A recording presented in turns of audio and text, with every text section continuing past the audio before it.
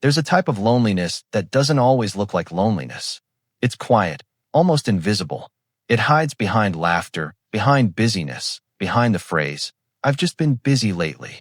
But deep inside, there's a persistent ache that never fully disappears. This isn't the loneliness of being physically alone. It's the loneliness of realizing that no one truly knows you. That if you disappeared for a while, most people wouldn't notice until much later. That if something extraordinary or devastating happened, you wouldn't know who to tell. It's a silence that grows gradually, quietly, and consistently. Over time, it begins to change how you think, how you see yourself, and how you navigate the world. People often assume that those without friends are cold, distant, or disinterested. But that's rarely the whole story. Sometimes it's the opposite. Sometimes they care too much, notice too much.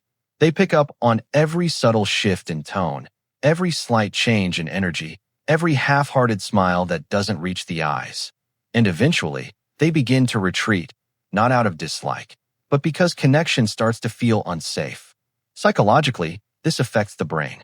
Extended isolation can make the brain interpret loneliness as a threat, activating the same regions that respond to physical pain. That's why loneliness doesn't just hurt emotionally, it can hurt physically. Heart rate fluctuates, sleep becomes lighter, and the mind constantly scans for danger that isn't there. Evolutionarily, humans were designed to live in tribes, and prolonged isolation once posed a literal threat to survival. Yet today, one can be surrounded by thousands online and still feel invisible. Attention isn't the same as connection, and validation isn't the same as intimacy. There's a difference between being known and being understood. And people without friends understand this better than anyone. Most didn't choose this path suddenly. It usually develops slowly, through repeated small disappointments. You share something personal, and someone laughs. You trust someone with a secret, and it's used against you. You try to open up and feel misunderstood. Gradually, the brain learns a lesson. It's safer not to try. So you stop reaching out. You stop initiating. You start telling yourself you prefer solitude. And at first, it can feel peaceful. It provides control, space, and calm. But over time, solitude shifts from healing to haunting. Humans are wired for connection.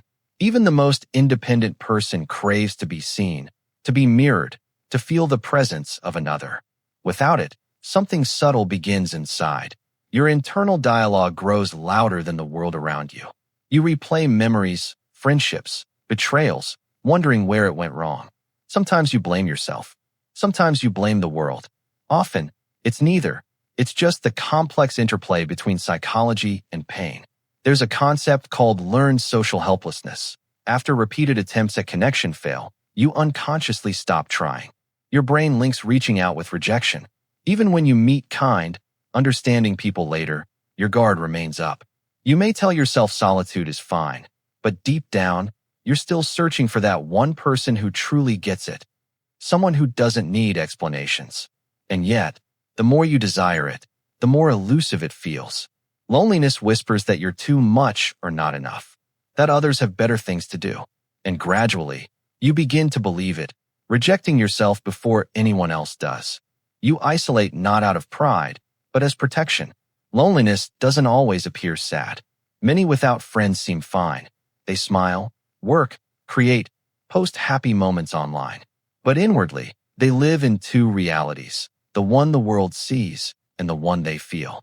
They've built a version of themselves designed to survive without connection, but it often feels hollow, like watching life from the outside.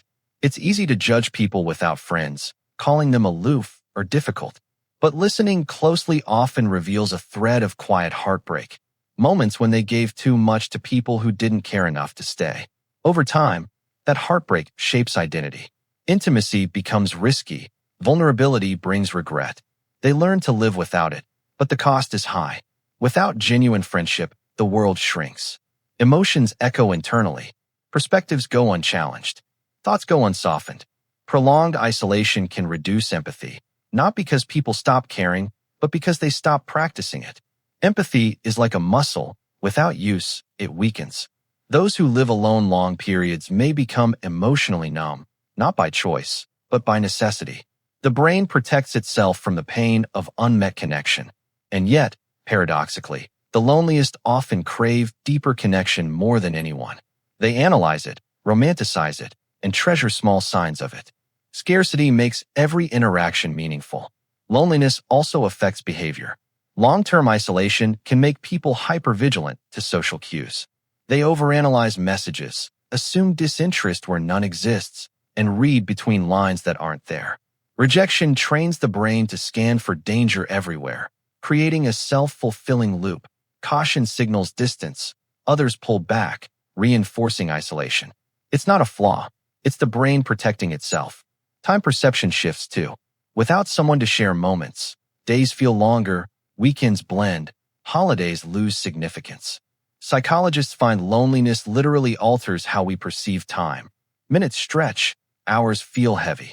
Disconnection moves life inside thoughts instead of living in the flow of it. Yet in this silence, something can be beautiful. Conscious solitude can transform. Many historically self-aware, creative, emotionally intelligent people spent long stretches alone. The difference: chosen versus forced solitude. Chosen solitude heals, forced solitude hardens. One reconnects you with yourself, the other convinces you that connection isn't for you. For many without friends, it's not just solitude, it's survival. People without friends often know exactly what they're missing. They might say things like, "I'm not a people person," or "I like being alone." Yet, deep down, they long for the kind of laughter that only comes from being with someone who truly understands them. The kind where you don't have to overthink what you say, where silence feels comforting, not heavy. Friendship is more than socializing. It's a reflection. It shows us parts of ourselves that are invisible in solitude. Without friends, it's harder to see our own growth because we don't become fully ourselves in isolation. We become ourselves in reflection. When that reflection is absent, life can feel unreal, like existing in a fog with no echo. The quiet pain of having no friends isn't just loneliness. It's the pain of invisibility, of living without witnesses. Yet there's a hidden strength in this pain: empathy. People who have been unseen often notice others more clearly. They check in quietly, see who is excluded, and respond with understanding. Ironically, those who have experienced deep loneliness often make the most loyal and attentive friends, if someone takes the time to see them. Eventually, there comes a realization: waiting to be found isn't enough. Healing doesn't start with others. It starts with remembering yourself before the silence began. True friendship grows from self-trust. If you don't believe your voice matters, you'll stay silent. If you see your needs as a burden, you'll hold them back. And so, the cycle continues. Unseen, unheard, unspoken. Many people without friends carry the weight of past experiences. They felt different, too sensitive, too introspective for their peers. As children, they may have drawn quietly while others played, or cared deeply about things others ignored. Over time, they learned to armor themselves, pretending difference didn't hurt, convincing themselves it was preferable to stand apart. The issue isn't difference, it's the meaning we attach to it. Feeling misunderstood often leads to self-editing. Speaking less, feeling less, expecting less. Eventually, even those who might have loved the real you no longer recognize you. Humans are wired to belong. Belonging is an ancient survival instinct. But when social interaction repeatedly leads to pain, the brain learns avoidance as protection. Avoidance becomes safety, and safety becomes loneliness. Many who have been isolated long appear calm.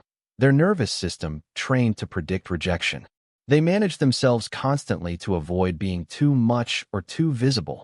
But in doing so, they dim their own light and risk becoming invisible even to themselves.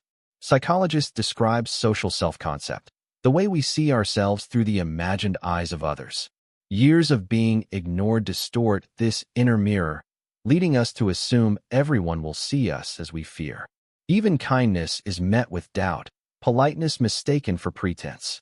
Prolonged loneliness not only separates us from others, but also from the belief that we could ever belong. The good news: the mind can learn connection again. Social trust, like a muscle, can rebuild through small, consistent actions, smiling when someone makes eye contact, responding to messages, saying yes even when afraid. Connection doesn't come from perfection, it comes from presence. Showing up real, imperfect, is enough. Those who have been lonely for long often have extraordinary emotional depth. They observe quietly, analyze human behavior, notice authenticity, and sense energy shifts. Surface-level friendships rarely satisfy them. They crave depth, yet fear it. They build walls with windows, wanting connection, but on their terms, with safety, consistency, and warmth. These desires are human, not unreasonable. Friendship requires vulnerability, which can feel terrifying after years of self-protection. Emotional exposure is like walking barefoot on broken glass. Many choose isolation, claiming they're fine alone. Yet stopping entirely confirms the fear that kept them away, reinforcing isolation. Loneliness persists not because connection is impossible, but because the mind fears the unknown. But what if connection wasn't about impressing others, but about honesty? What if friendship wasn't earned, but allowed? True friends meet you where you are. They see your quiet not as emptiness, but as depth. Healing sometimes begins not with finding new friends, but grieving the versions of yourself that settled for less. The one who begged for attention, accepted crumbs, silenced truth. When you heal those versions, you attract connection from wholeness, not need. There is freedom in understanding yourself. Being alone doesn't mean brokenness, it means waiting for alignment. For friendships that feel natural, like breathing, not performing. Loneliness can teach. It shows the company your soul truly needs and shapes your inner life so that, when the right people appear, you can meet them fully present. People without friends often become their own best observers, developing depth and self-awareness that later attracts the right connections.